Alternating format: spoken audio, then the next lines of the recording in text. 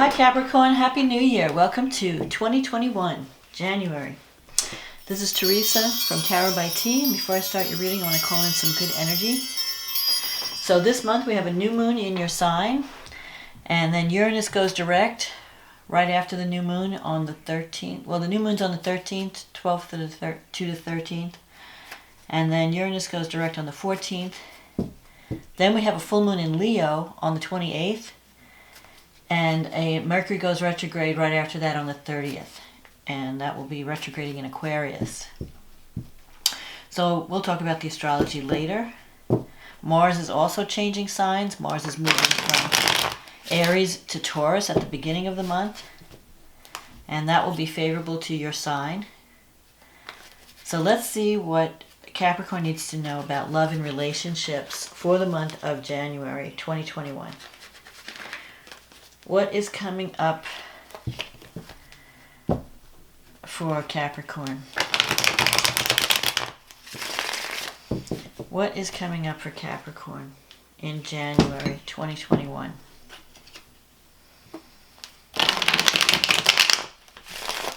For love and relationships. What does Capricorn need to know?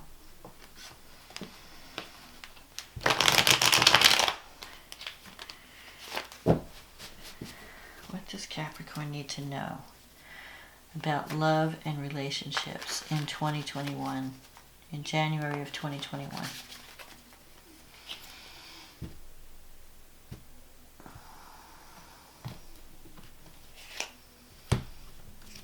Okay.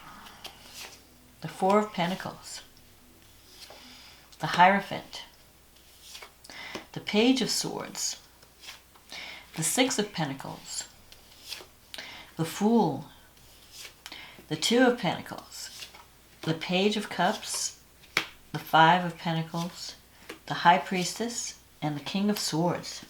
And the card at the bottom of the deck is the Queen of Cups. So you're starting the month out with the Four of Pentacles, which is a card of financial security. You're concerned about financial security, holding on to what you have, holding on to a relationship either. Maybe, and sometimes with the Four of Pentacles, you might be holding on too tightly to something. What's crossing you is the Hierophant. This can be... it has several meanings. On the one hand, it can mean that you're working with a company. You're working in a company that's very corporate, that's very an organization that's been around for a long time. The Hierophant's about sharing your wisdom, sharing your knowledge, teaching, learning. The Hierophant also can be a stubborn person, that you might be dealing with someone that is very stubborn and very set in their ways. And so if you're in a relationship, that could be frustrating. And you might be a little bit too, like you're trying to control this person, and this person's digging their heels in like, no, I'm not budging. So you have to take a different approach with this person. You can't let them feel like they're being controlled. You kind of have to suggest things rather than lay down the law or say, like, this is what you need to do. The Page of Swords, you could be dealing with someone who's very challenging. The Page of Swords is challenging energy. On the other hand, it could also mean spying or gossip. Maybe you could have to have a difficult conversation. It's about communication. Pages are messages. And with the swords, you may have to communicate something in a careful way. It's about careful communication, having that difficult conversation. So you could be, maybe you're checking someone out or someone's checking you out. It's also about being watched, looking deeply into things. So if you're in a relationship, or even if it's a business partnership, you may want to, either you're checking them out, they're checking you out. There's a sense of being watched, or having to watch someone else. Maybe if you're in a relationship with someone you're not trusting, you're having to watch them. The Six of Pentacles, that's a card of an imbalance. On the one hand, it could mean working in a career where you're helping others, you're giving to people less fortunate. So you could be helping someone out of a jam in January. Maybe there's a relationship that's where someone is needs your assistance.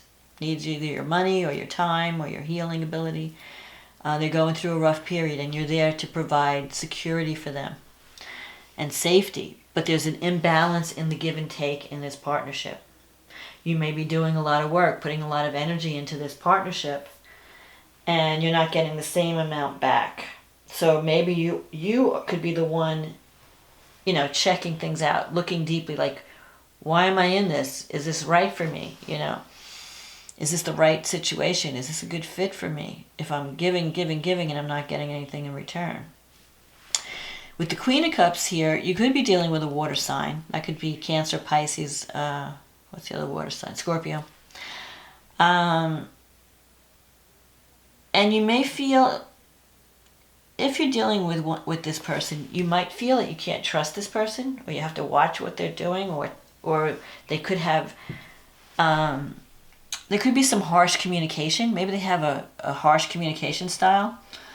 Anyway, the other, if it's not a person, it could also mean that you have a lot of compassion.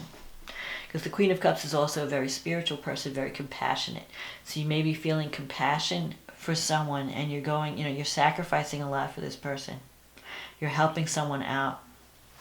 Now, this is the past. Coming up into the future, you have the Fool. The Fool card is new energy coming in. So there's a brand new cycle coming in. And it may, so you might be juggling a lot. You could be starting a new project or even a new relationship. And you might be juggling, because you have the Two of Pentacles here. This is about juggling. You're doing this, you're doing that. You might be working a full-time job, having a side gig. So you're very busy in January. I mean, actually, this is a 2-month time frame, so you're going to be busy over the next 2 months. Possibly because you feel you need to generate more money. You might be feeling like you're worried about financial security, so you may be working a lot, trying to build up, your reserves. Now, sometimes the Two of Pentacles can mean laughing on the outside, crying on the inside. Like, you're pretending everything's okay. Yeah, I'm managing all this, and everything's cool, but you're really not that happy. So I feel like, because you have this Five of Pentacles in your environment, so you might be feeling cut off from people or feeling isolated, like you're not fitting in with your current partnership, or you're not fitting in with your current work environment. There's something missing. You're feeling like left out in the cold. So you might be thinking of like a new situation. Maybe I need to get out of this partnership, and maybe I need to move into something else, something new. You have the Page of Cups here. So this could be a message of love. Someone may, or it could be a child. Sometimes pages are children. It's in your negative thinking. So I feel like there's someone you need to talk to about how you feel, but you're afraid to do that. Maybe you're avoiding that conversation. But the page, or you're thinking that the message will never come. Like if you're waiting for someone to reach out to you, you may be doubting that the message will ever come. But I feel like the message is going to come. There are things going on behind the scenes. You have the High Priestess here and this King of Swords. This could be an air sign.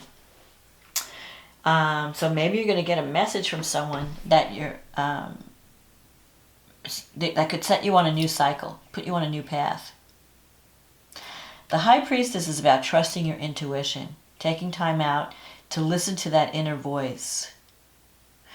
And it also represents things going on behind the scenes.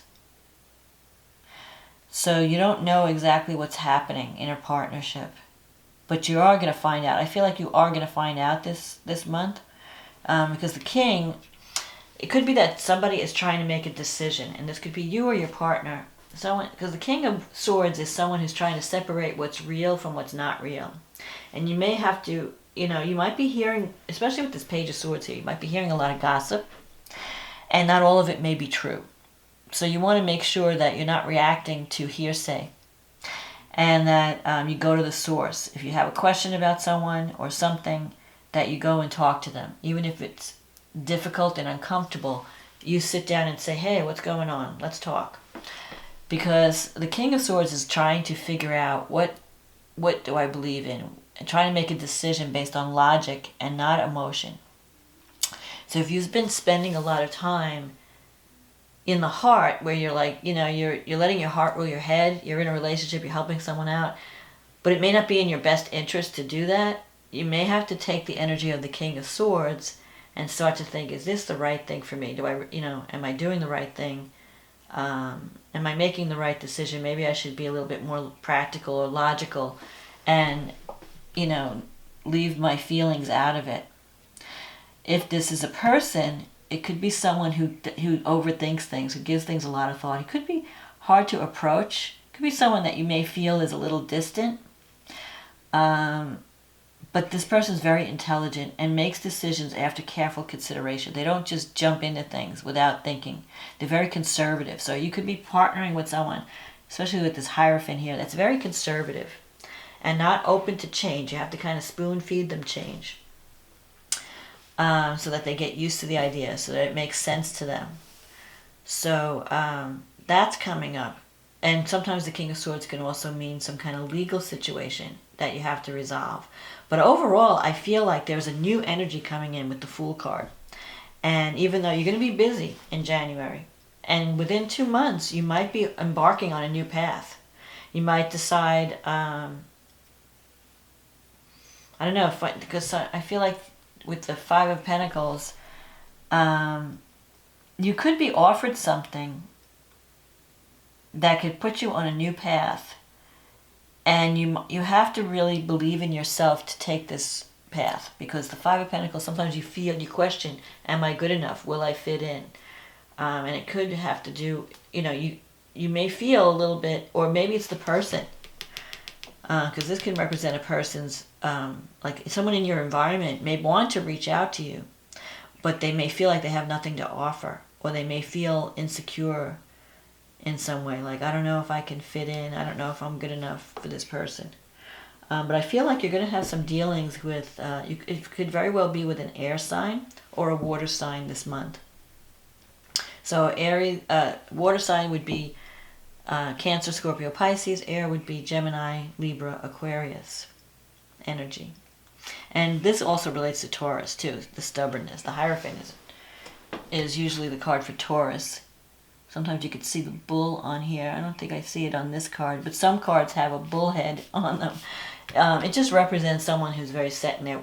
It could be an organization that's very set in its ways. It's very solid and kind of corporate, not open to change. Or it could be a person who's a little bit stubborn, a little conservative, wants to do the right thing. They don't do anything without giving it a lot of thought. Maybe they're worried about gossip. So it could be a person that wants to reach out to you, but they're worried about gossip. What are people going to talk about? What are the people going to say? So let's see what the astrology has to say. So this new moon is happening in your first house, and it's conjunct Pluto. So this is a powerful new beginning for you. It's a time for you to step into your power. It's time to start something new and where you can show what you can do. Where you're shown, it's going to this new beginning can transform your life and the way you're seen in the world and the way you present yourself. It's almost like if you've been playing it small, it's time to step up to the plate and play it bigger. You have Saturn and Jupiter that have just moved into your second house. Jupiter brings abundance and opportunity. Saturn brings hard work and longevity.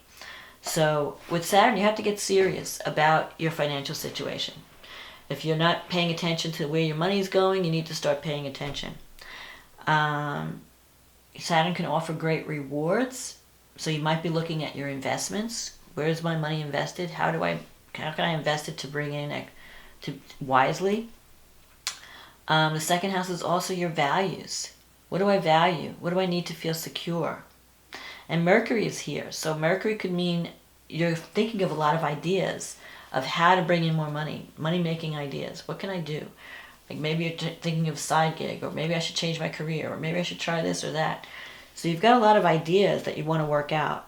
And if you, with hard work and with optimism, you can achieve great rewards. Your second house is ruled by Uranus and Saturn. And so an Aquarius rules technology, science, innovation. So you could be thinking along those lines. You could be making money through any of those. It even rules astrology. So the internet, computer, programming, late break, AI, whatever. Anything that's cutting edge, that's scientific, that's ruled by logic. Now Mars has moved into Taurus, and it's going to hit Uranus in the 5th house. So the the 5th house has to do with romance, children, and fun. Sexual experimentation, like, sex for pleasure or creative self-expression, like doing something creative, something artistic. So you're going to take action. That's where your energy, you want to have fun this month. You've been working really hard. You could have some unexpected development, some unexpected romance pop up. And, or you could decide to take unexpected action towards something that you really want to do that also will affect your finances, like, something that you value, something that will help you get ahead financially. But you may have to compromise. It's like you're like working on building up your financial money-making power. At the same time, you want to have some fun, you want to do something creative. So you may be at odds because it's a square aspect. There could be tension between wanting to spend time doing something fun, doing something creative, and having to do work that's going to, bring in the money. So there could be some conflict there. Or you could have, because the 5th house is the house of children, if you have children, you could be having some battles or conflicts around money with your children. What are they contributing to the household, or do they want you to pay for everything and they're not doing, pulling their own weight? Those are some of the things that could happen. There could be some surprises with kids this month.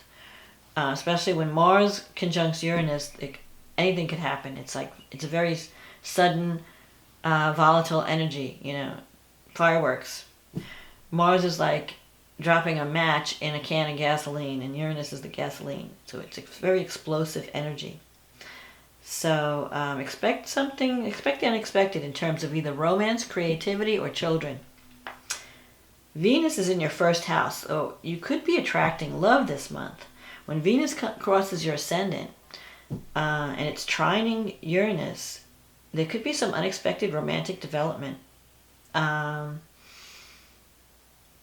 So when you least expect it, expect the unexpected this month when it comes to love. And it could be, this relationship could be sudden, come out of the blue. If it's not a relationship, it could be some type of sudden creative project. But it's going to bring in money, and it's going to bring in opportunity for you, and it has a chance to transform.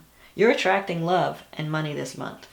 So be careful where you direct your beam, your energy, because you may, be careful what you wish for, you might get it, kind of thing.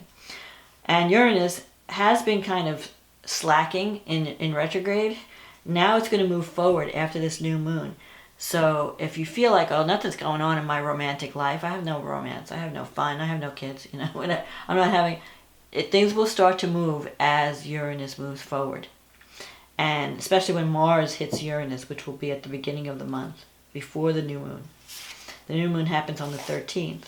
Then we have the full moon in Leo, and this is a T-square. So you have the sun in Aquarius, the moon in Leo, and it's squaring this Mars and Jupiter and Uranus. And for you, it's the money houses.